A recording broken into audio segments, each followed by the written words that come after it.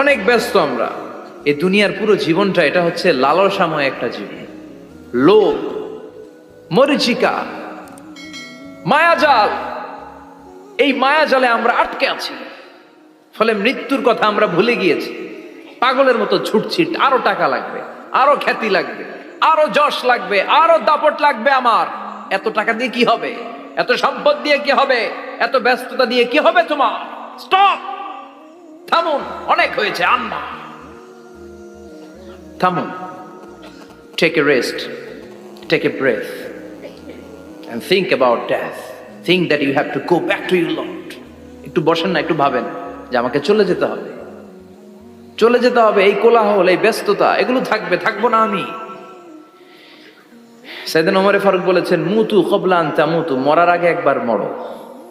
হাসিবু ক্বাবলা আন তুহাসাবু আলাইকুম, তোমার হিসাব নেওয়ার আগে তুমি একবার নিজের হিসাবটা করো না। কাগজ বের করে একটু লিখো না কি কি ভালো কাজ করছিলা, যেগুলো দিয়ে নাজাতের ওয়াসিলা হতে পারে। 1 2 3, আর কি কি আকাম কুকাম করছো দেখো না, লিখে দেখো তোমার অবস্থাটা কি। মরার আগে একবার মরো। মরার আগে খাটের মধ্যে শুয়ে শটান করে চোখ বন্ধ করে একবার মরার ভান করে দেখেন কেমন লাগে। চোখটা বন্ধ করেন আর ভাবেন আপনি নাই, কি কি হতে পারে ভাবেন।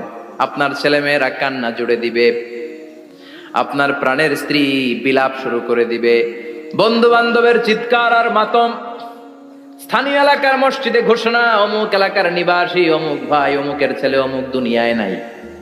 সব আত্মীয়রা চলে আসবে, ফেসবুকে স্ট্যাটাস দেয়া হবে, সবাই সবাইকে জানাবে বিকাল 4টায় অমুক হাই স্কুল ময়দানে আপনার জানাজা। ছুটে আসবে, সবাই ছুটে আসবে আপনাকে শেষ বিদায় দিতে, গুড বাই জানানোর জন্য, আল ওয়াদা, বিদায় জানাতে আসবে সবাই। 4 তাকবীর দিয়ে আপনার জানাজা হবে, অশ্রুসিক্ত জানাজায় আপনার বিদায় হবে। কাঠের খাটিয়ার মধ্যে করে কাঁধে তুলে আপনারে কবরে নেওয়া হবে। আগে থেকে খুঁড়ে রাখা কবরটার মধ্যে আপনারে বিছিয়ে দেয়া হবে। বাঁশের কচি দিয়ে তার উপরে মাটির চাপা দিয়ে সব চলে যাবে। ভাবেন না একবার চোখ বন্ধ করে, this is the circle of life, this is the nature of life. এটা সবার হবে, আমার হবে, আপনার হবে। এত মায়া, এত ভালোবাসা কই যাবে? কেউ থাকবে না, সবাই আপনার অন্ধকার কবরে রেখে দিয়ে চলে আসবে। উপরে বাঁশের কঞ্চি, তার উপরে মাটির চাপা, অন্ধকার আর অন্ধকার। এই অন্ধকার যেন শেষ হতে চায় না, শুধুই অন্ধকার, ঠিক কিনা? এজন্য আমাদের চলে যেতে হবে। দাদা গেল, চাচা গেল, মামা গেল, আমাদেরকেও যেতে হবে, জোরে কোন ঠিক কিনা? একদিন মাটির ভেতরে হবে ঘরে মন আমার, কেন বান্ধ দালান ঘর, প্রাণ পাখি উড়ে যাবে পিঞ্জর ছেড়ে।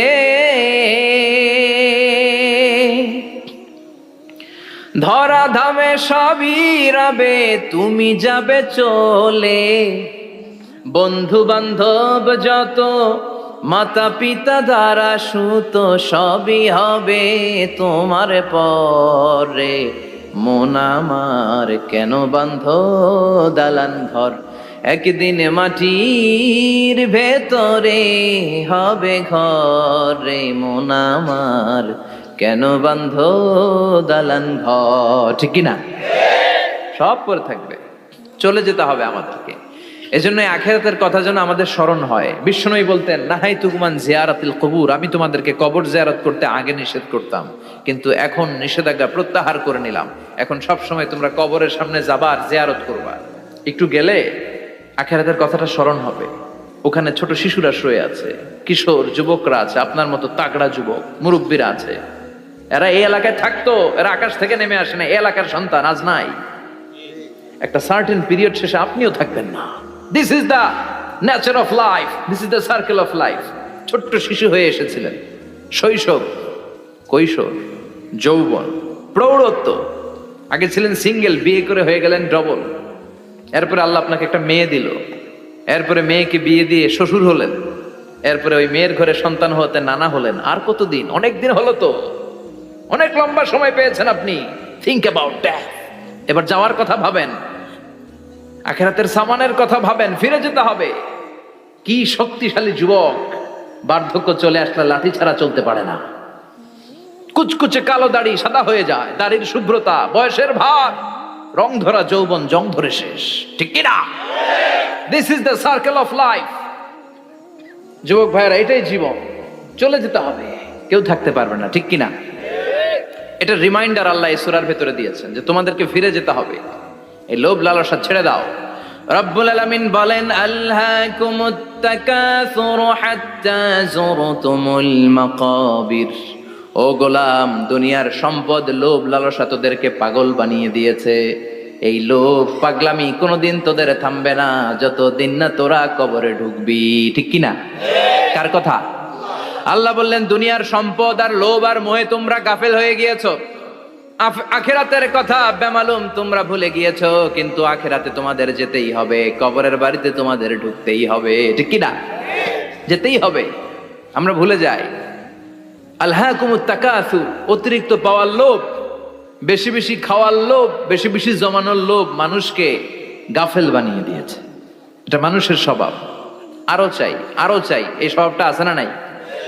দেখবেন ছোট বাচ্চারা মসজিদের দোয়া অনুষ্ঠান শেষে জিলাপি দেয় না? বড়ুয়া কৃষ্ণপুর কি দেয়? আগে বাতাসা দিত না, এখন কি দেয়? জিলাপি দেয়, মিষ্টি দেয়। তো মসজিদের 2-3 গেট থেকে যদি দেয়, ছোট বাচ্চারা দেখবেন এদিক দিয়ে কয়েকটা নিয়ে আবার ওই গেটে লাইন ধরে। ওর হাত হলো ছোট হাত, ওর হাত ভর্তি জিলাপি, আর নেওয়ার জায়গা না, এরপর আরেক জায়গায় লাইন ধরছে, আরো লাগবে আরো লাগবে, এই আরো আরো আরো চাই, এই স্বভাবটাই মানুষকে কুড়ে কুড়ে শেষ করে দিয়েছে। এত লাগবে কেন তোমার? চাহিদার কোনো শেষ নাই। Unlimited demand of human being. যার আছে বেশি তার চাই বেশি, যার সাইকেল আছে তার হুন্ডা চাই, হুন্ডা আছে তো প্রাইভেট কার চাই, প্রাইভেট কার আছে তো প্লেন চাই, প্লেন আছে তো হেলিকপ্টার চাই, হেলিকপ্টার আছে তো ওইটা চাই, ওইটা আছে তো সেটা চাই, ঠিক কিনা? এলাকার মেম্বার যে হয়েছে চেয়ারম্যান হতে চায়, আছে না নাই? চেয়ারম্যান সাহেব এমপি হতে চায়, আছে না নাই? এমপি সাহেব মন্ত্রী হতে চায়, আছে না নাই? মন্ত্রী সাহেব প্রধানমন্ত্রী হতে চায়, আছে না নাই? কিন্তু এই দেশে সুযোগ নাই, কথা কন। এই দেশে প্রধানমন্ত্রী সিলেক্টেড, 2-3 জনের বাইরে কেউ প্রধানমন্ত্রী হইতে পারবি না, ঠিক কিনা? আমার এই জীবনে তো আমি 2-3 জনই দেখলাম। তো মানুষের চাহিদার কোনো শেষ নাই, যার আছে বেশি তার চাই বেশি। এজন্য বিষ্ণু বলেছেন, উনজুরু ইলা মান হুয়া আসফালা মিন, তোমার চেয়ে যে খারাপ আছে ওর দিকে তাকাও। ওয়ালা তানজুর মান হুয়া আ'লা মিন, তোমার চেয়ে যে ভালো আছে ওর দিকে তাকায়ও না, তোমার চেয়ে যে খারাপ অবস্থানে আছে ওর দিকে তাকাও। অনেকে নিজের অবস্থান নিয়ে সুখী না, এরকম আছে না নাই? আল্লাহ আমার এটা দিল না রে, ওইটা দিল না রে, পাইলাম না রে, কিচ্ছু হয় না, কি করব জীবনে, হতাশ। আসলে আছে কিন্তু অনেক, কিন্তু শুকরিয়া নাই, ডাকাত, ঠিক কি না? নিজের অবস্থান নিয়ে সুখী না, কিন্তু অনেক লোক আছে তারা আপনার অবস্থানে পৌঁছতে চায়। তাদের দিকে তাকিয়ে দেখেন, আপনি যে অবস্থানে আছেন এই অবস্থানে পৌঁছাটা অনেকের কাছে স্বপ্ন। তারা প্রতিনিয়ত সংগ্রাম আর স্ট্রাগল করে যাচ্ছে আপনার অবস্থানে পৌঁছতে, আর আপনি এটা নিয়ে সন্তুষ্ট না। শেখ সাদির নাম শুনেছেন? বালাগাল উলা কাশাফাত দুজা, এই কবিতাটার রচয়িতা ইরানের বিখ্যাত এক কবি। উনি একবার আর্থিক সমস্যার মধ্যে দিয়ে সময় কাটাচ্ছেন, টাকা নাই, পয়সা নাই, পায়ে দেওয়ার মতো জুতা নাই। উনি খুব দুঃখ পেলেন, হায় রে, আমি ইরানের এত বড় কবি, আমার পায়ে দেওয়ার মতো জুতা নাই। দুঃখ ভরা মন নিয়ে রাস্তায় হাঁটতে বেরোলেন। হাঁটতে হাঁটতে হঠাৎ দেখলেন একটা লোক শুয়ে শুয়ে কাঁদছে, ওই লোকটার 2টা পাই নাই, পাই নাই। উনি সেজদায় পড়ে গেলেন, আল্লাহর কাছে ক্ষমা চাইলেন, আল্লাহ অনেক দিয়েছো, শুকর আলহামদুলিল্লাহ। এজন্য যেই পরিস্থিতিতেই থাকি না কেন আমরা কি পড়বো? জোরে বলেন, কি পড়বো? এজন্য আল কানাতু মিনাল ইসলাম, অল্পে তুষ্ট থাকার নাম হলো ইসলাম। সম্পদ লাগবে কিন্তু সম্পদের পাহাড় লাগবে না, ঠিক কি না? অল্প খান, অল্প পড়েন, অল্প জামান, অল্পের ভেতরে বরকত ঢুকাইয়া দিছে কে? দেখবেন যাদের সম্পদ অল্প তারা সুখী বেশি। জরিপে এটা দেখা গিয়েছে, অনেক সার্ভেতে এটা এসেছে, যারা সম্পদশালী এরা দুঃখী বেশি, এদের দুঃখ বেশি, টেনশন বেশি।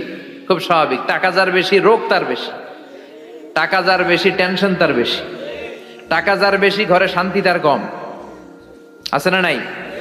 ঘরের ভেতরে অশান্তি, ছেলে কথা শোনে না, ছেলে টানে